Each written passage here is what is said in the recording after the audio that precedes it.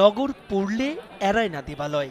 ইসরায়েলের আগ্রাসন আর গণহত্যায় স্তম্ভিত বিশ্ব তবুও মুখে কুলুপ যখন অনেক দেশের, তখন বাংলাদেশ প্রমাণ দিল অন্যায়ের বিরুদ্ধে সদা জাগ্রত ৫৬,০০০ বর্গমাইল। এ যেন জনসমুদ্র।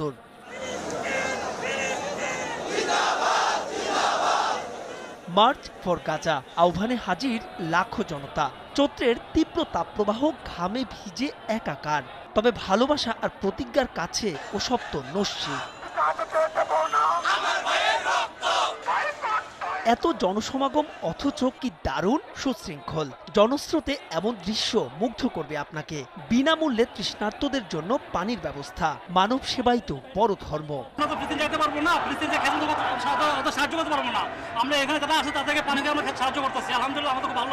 স্বেচ্ছাসেবী সংগঠন সবাই মিলে আমাদের সাধ্য অনুযায়ী আমরা যেভাবে পাচ্ছি, আমরা এই যে এখানে আমরা পুরো একটা গাড়ি ভরে পানি নিয়ে আসছি। শুধু সংস্থাই নয়, কেউ কেউ পানি, শুকনো খাবার এনেছেন বাড়ি থেকে। তৃপ্তি খুঁজেছেন, এতেই পেয়েছেন আনন্দ।